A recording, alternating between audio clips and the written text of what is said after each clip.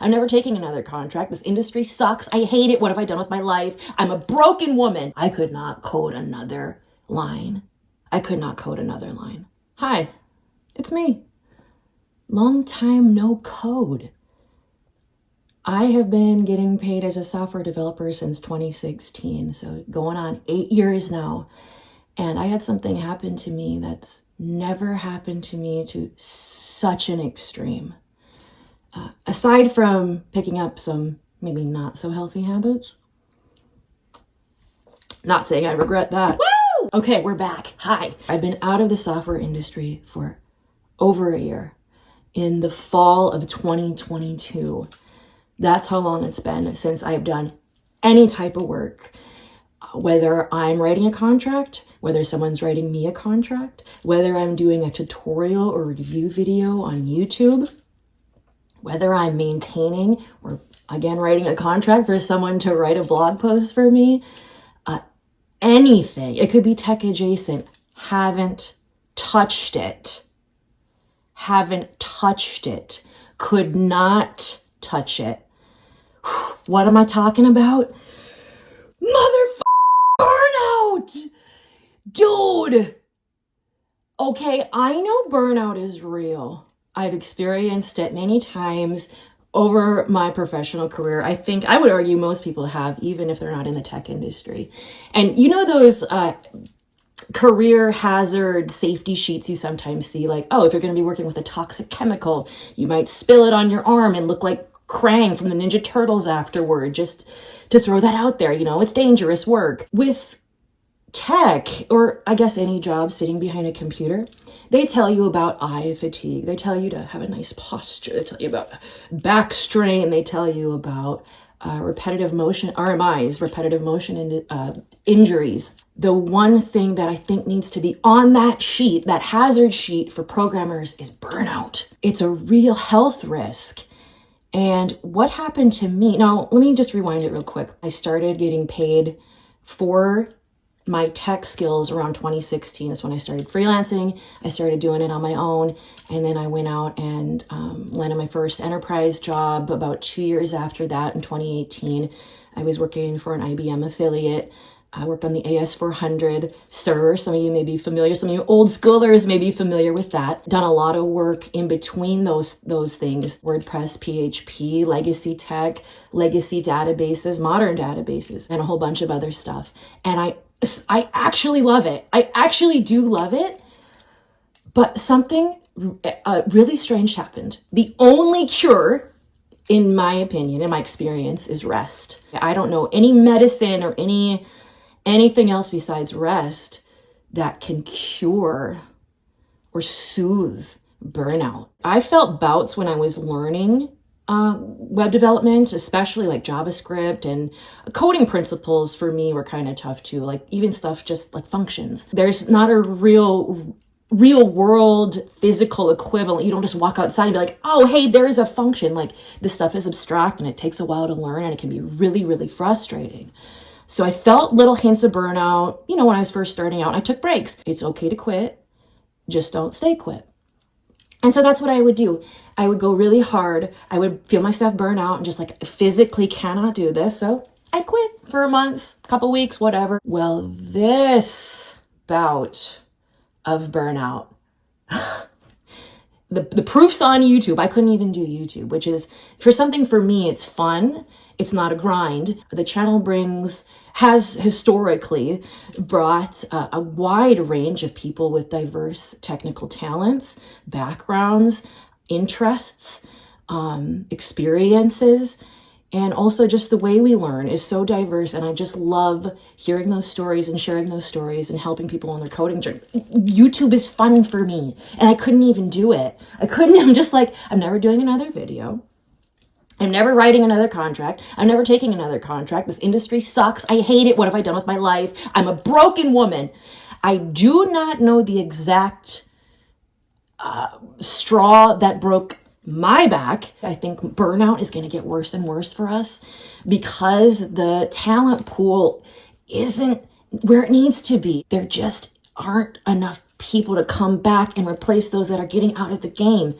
especially for the niche stuff. We're going to be expected to do more with less, and it's gonna be painful. As someone who has historically not really had a career, I've done stuff here and there, I've hustled, I've flipped stuff on eBay, back in the day, going to garage sales and making money any way I could.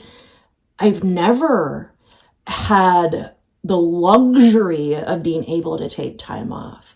And thank God, when I felt this burnout, when I just could not go on. I could not code another line. And thankfully, because I had been in this career field and I had set up my business, because I'm also self-employed in the tech industry, because I had set my business up where I could step away, I was able to, and thank God, because it took me a year to actually come back and say, you know what? I do like this. I do like coding. I do love problem solving. I do like a lot of the people in this industry. Some of them are a pain in my butt, but I do like a lot of them, and they're very interesting people. They're different, and people who are in this career field are very smart. I'm attracted to that. There are so many things I'm attracted to, but once you hit that point of just working so hard, there's not a dollar sign in the world that would make me say, you know what, I'm actually and that's a luxury. I had the luxury of taking so much time off. I had the luxury of saying no. Do you know how many people don't have that? Burnout is kind of hard to explain, but it affects you on all planes of your existence, mentally, emotionally, physically, and I would say even on a metaphysical or spiritual level, where you're just like, what am I doing with my life? But I took rest, and I had that privilege, and it was because of me being in the software industry that I was able to do that. A lot of people can't afford to take time off, and guess what? They end up with some really bad health problems and health issues, and some people, it gets really bad. You hear about people, she had a heart attack, she's 36, you know what I mean? Again, I set up my business where I could continue to get residual income, royalties, code I had done in the past that I was still getting paid for in various ways. And having those income streams allowed me to do that. And it allowed me to come back. That's what happened. Do I have regrets? I do have one. When I felt the burnout coming, I wish I would have been more proactive with communicating to people in my circle and in my corner. Just as a quick example, I haven't been on my Discord, the RealToughCandy Discord, for over a year, and I didn't even say goodbye or hey guys, I'm really going through it. That's how extreme and that's how bad it was. It just hit me all that one day. I felt it coming, but then I was just one day, no, can't do it. Can't, cut it. We're done. Nice to know you. Me starting my 18th career move again as a garbage woman. I don't know, recycling something non-cerebral. I wish I would have been more communicative with people who are in my corner. And I want to apologize for that. I want to apologize to the people in my Discord. I want to apologize to people who wrote me emails and sent me DMs asking me if I was okay or, what's going on. A lot of them I didn't even have the soul or motivation to write back. And I wish I would have found that motivation, and I wish I would have been more proactive. And I regret that. It was a bad burnout, and I don't know if it's going to happen again. I hope it doesn't. But if it does, I do want to be more proactive with that communication and let people know, what's going on. So what's next for the channel? Well, I'm refreshed, guys. Okay. I'm feeling it. I want to do more. And then it's just hold on. It's going to happen again if you don't slow down. So we're going to slow it down. I think that's good advice for just about anyone in this career field. It's okay to slow it down. I'm trying to get back into the industry too.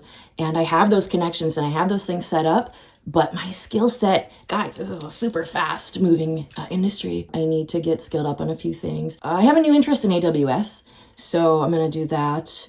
I have some pretty good, actually Amazon itself has some pretty good resources too. They have some free seminars that I've attended. Other than that, we're going to be doing some more review videos. Somehow, for some reason, programmers are obsessed with Codecademy Pro. Doing some check-ins.